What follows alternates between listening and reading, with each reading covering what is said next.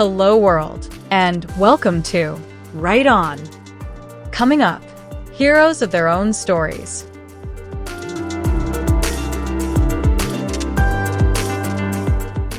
It's easy to forget that your side characters are the heroes of their own stories, that they have their own goals, not just roles. I've tried to strengthen my side characters alongside my protagonists throughout the editing process, to make them more than just sidekick, mentor, or comic relief. Each has their own life, whether they're the janitor at the royal palace or the trusted advisor behind the throne.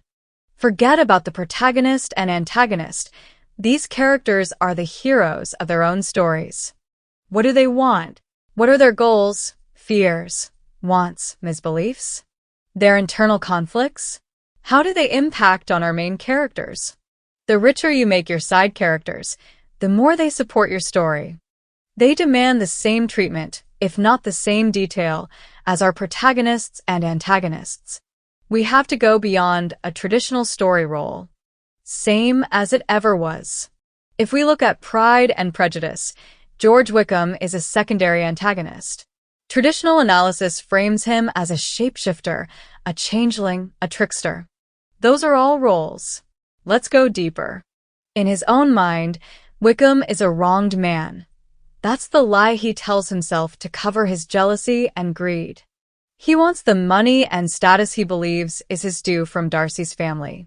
Shown an upper-class life he can't have, he rebels in the most malicious way. When that fails, he takes advantage wherever he can. The elopement with Lydia Bennet was never about marriage. Wickham wants to extort a quick payoff from a vulnerable family.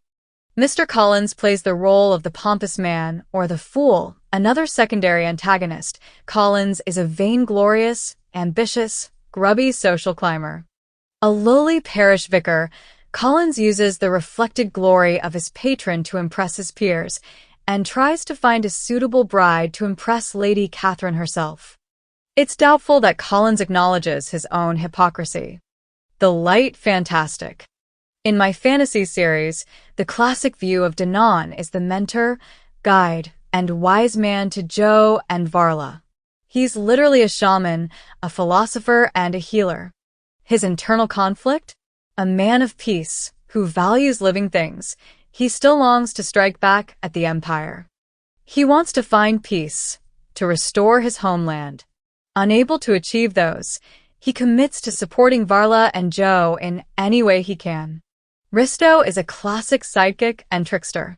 Her external want is to make a little money, have a little illegal fun, and distract herself from her loneliness. Her conflict? She's a cynic who wants to believe in friendship and family. She wants to find a place.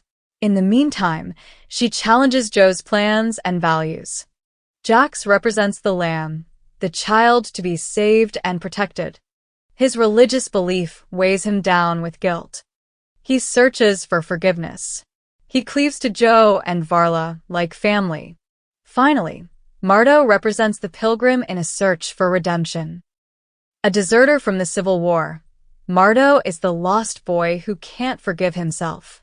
With the end of the war, Mardo seeks to atone through service, loyally following Jo and Varla as they continue the rebellion.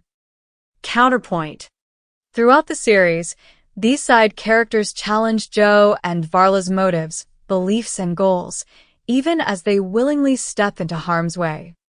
My protagonists don't get an easy ride from their supporting crew.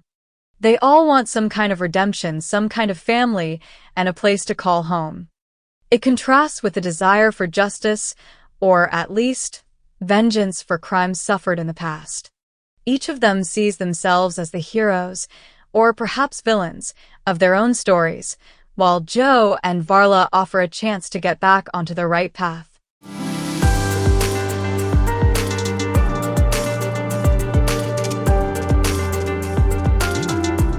Thanks for stopping by. You can like and subscribe to the channel, or go to robincatling.com.